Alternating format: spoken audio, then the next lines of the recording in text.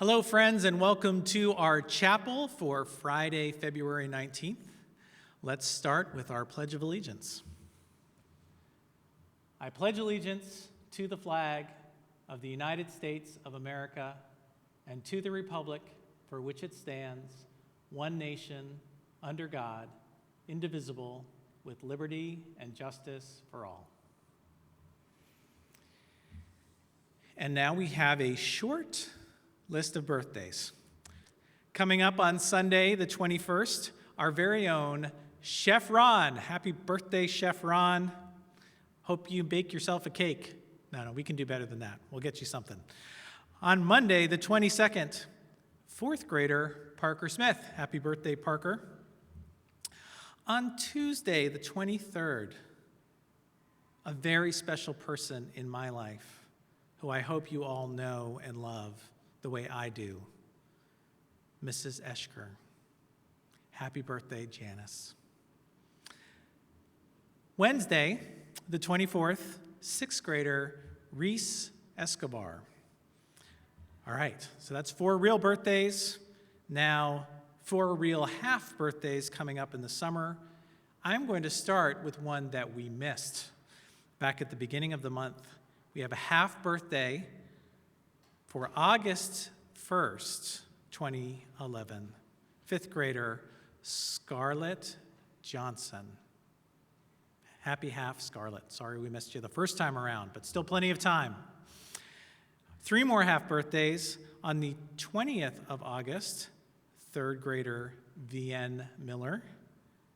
On the 22nd of August, third grader Joby Flanagan. Happy half to VN and to Joby. And finally, for our half birthdays for this week, on the 23rd of August, kindergartner Seth Manning. Happy half to you. And now, sing it loud, sing it proud. Happy birthday.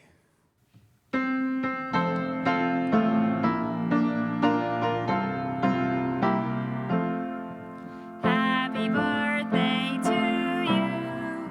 Happy birthday to you. Happy birthday, dear friends. Happy birthday to you. Okay, now a couple quick announcements. First is that contracts for next year to bring all you students back to see us are due on Wednesday. So if your parents have any questions, they should reach out to Mr. Coco. We have those digital contracts out and looking forward to getting those back. Next, did you know that we have the middle school musical coming up? We're going to all be able to see it in March, but right now they are practicing almost every day, singing, rehearsing their lines, practicing their choreography, and we thought it would be a good idea to give you a little taste of what's to come. And this piece is brought to you by Alejandro Juarez, a new student to Montgomery. So take it away, Alejandro.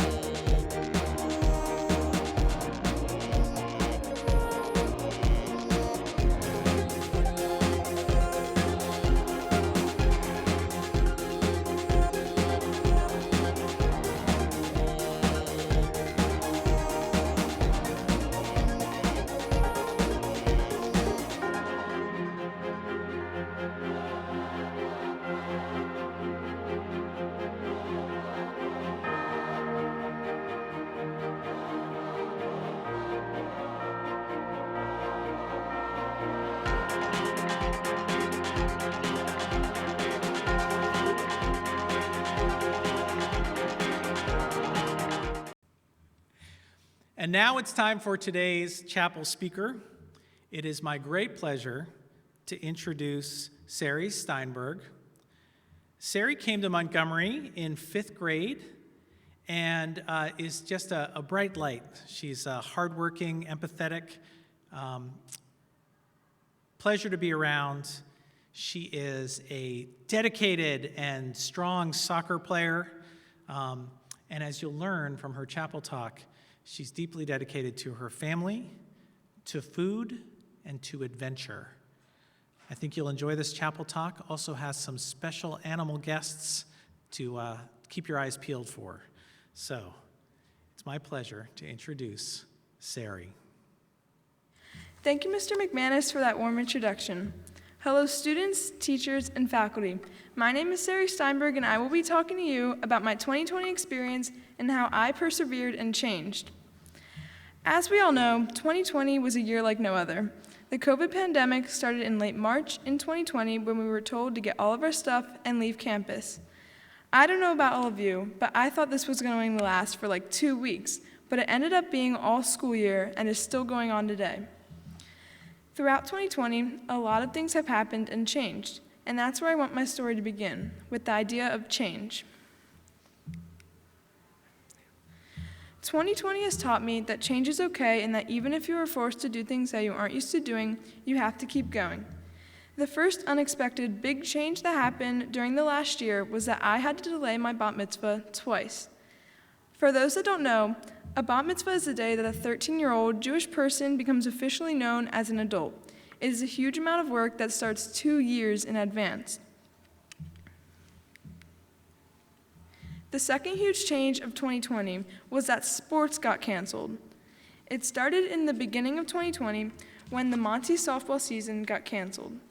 I was pretty upset because I was preparing for this softball season and it would have been very fun. Also, professional sports like baseball and football also got canceled.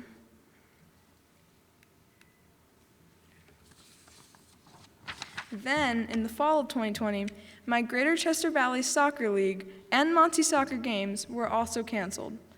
I've played with the same group of girls in my Greater Chester Valley Soccer League for 3 years. We've grown together both on the field and off and became great friends. It has been so nice to have a bunch of friends in all different schools who can come together and be there to support one another. But obviously having our games and practices taken away has made this more challenging.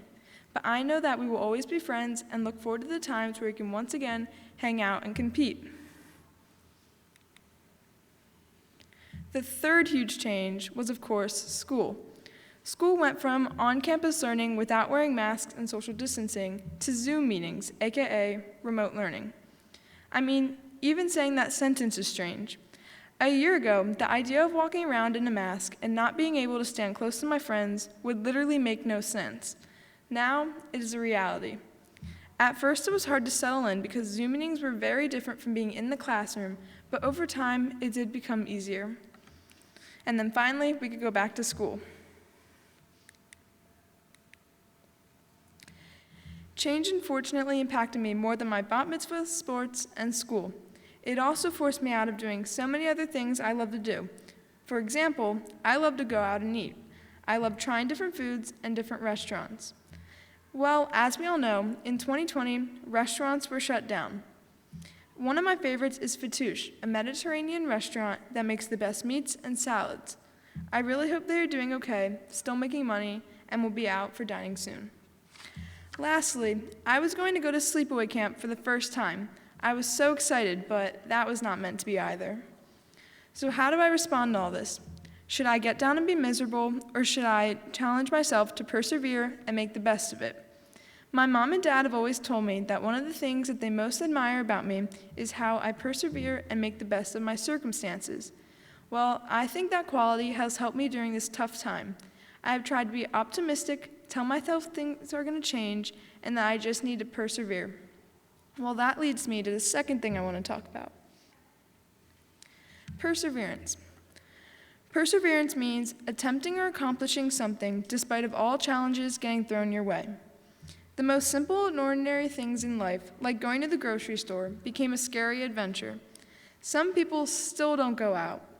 Remember in the early 2020s when everyone was buying so many things that almost none was left until the stores restocked? You might not think that things like toilet paper and paper towels and Clorox wipes were important before 2020, but when we were stuck quarantining in our homes, they became very important to have. Well, we persevered. We put on masks and went out and did all the things we needed to do. Another example could be something as simple as going to school. Even though we have to social distance, wear masks, and sanitize a lot, we still have the privilege to go to school, which not many people get to do. My two sisters still cannot go back to school for more than 2 days a week. When I think of perseverance, though, I think of my family. Throughout this whole experience, my family has found ways to be with each other and those we love.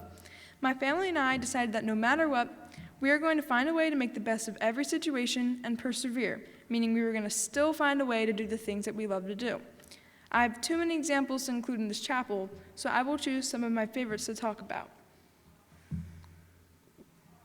I don't know about you and your family, but my family and I love taking walks. Almost every day, we would take long walks around the neighborhood, on streets, or on trails. It was a great way for us to bond and be outside. Well, during COVID, we were still taking our walks, but decided that we were going to make a COVID chronicle and take pictures of each day on those walks and keep them for memories. But we didn't stop at walks. Another thing me and my family love to do is our family workouts. Every other day, we decided that we would do a family workout for 25 minutes. It was really fun and a great way to stay in shape while there was no sports. I am very lucky to have a lot of cousins. Well, during the summer, when we could not see each other inside, we all found a way to see each other outside. Not only did we see them, but we built a water slide out of tarps and lots of shampoo and water, and it was so much fun. Since before I was born, my family has spent the last week of summer in Hilton Head Island, South Carolina. It has been something that we always look forward to every year, but obviously with COVID, that was going to change. We would have to travel by airplane, which means we would have to wear a mask for a very long time and face the risk of getting COVID. Even though we were faced by those challenges, we were not going to let it stop us. We still went and had a great time. The trip was different but special. Rather than look at the things we didn't get to do, like go out to stores and restaurants, instead, we focused on the things we did get to do. We got to eat in every day, hang out with each other all day, and never actually left the house except for going to the beach. I think this actually made everyone savor the trip even more. The highlight of my 2020 experience came just recently. It started with a family dinner in which we were talking about how much it stinks that we were going to basically do nothing for the 2 weeks over holiday break. My sister Ayla suggested that we go visit our grandparents' house in Florida, but I knew that could never happen because we would have to kennel the dogs at last minute, and it wasn't possible because our dogs are very big and hard to handle. Well, about a week before break, we started joking around that we should rent an RV and drive down to my grandparents' house in Florida. But then, my parents took that idea and took us to see where we can rent an RV. We actually did it. We drove 17 hours, and it was worth every minute. In Florida, I got to do things that I've never done before. I went to visit my cousins twice, who I never get to see. I went to a wildlife preserve and saw lions and tigers literally 2 feet away from me, and one even tried to eat my sister. And here's a video of that tiger. Johnny is a Bengal tiger. Johnny is the biggest tiger I have ever seen. How did you get these? We thought our dogs were big. Sister Saute up there. So they I are was thinking, brother which and one sister. of these kids am I going to eat? Actually? And he Oh, loves yeah. beef. I want to see him roar. I'm sure he We does. won't give him the roar, but we're going to give him the stand up. Is he telling you he wants to eat? Yeah, he ordered. No! Oh my Wow! gosh! You get to eat meat every day, Dad. Imagine that. I think it's kind of a, it's a guttural. Daddy, you taking video of this? Good. Oh, he's like, I have to. What if it like breaks? Wow, look at the size of the paw. What do you do if you're next to this thing? So that's Chirani.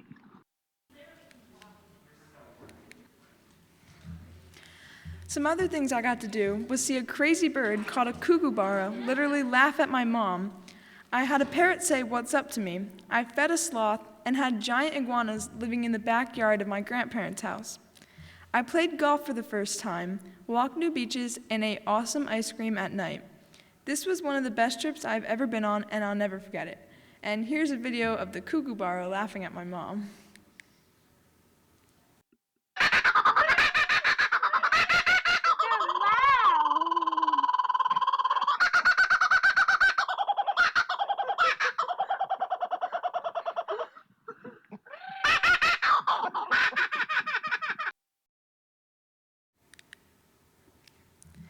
It is important to thank the people in my life who have contributed so much and made all those awesome memories with me. First, I want to thank all my teachers and administrators. Thank you for always going the extra mile for me, and I'm truly grateful. Thank you to all my aunts, uncles, cousins, my grandma and grandpa, my mama and papa, my two incredible sisters, Ayla and Raina, and of course, my mom and dad. As I conclude my chapel, I can say that 2020 was a year that I will never forget. While there was so much that I wish hadn't happened, the fact that I was able to stay optimistic, be okay with change, and focus on perseverance and making memories actually made it a year in which I learned a lot and grew as a person. Thank you and have a nice rest of your day.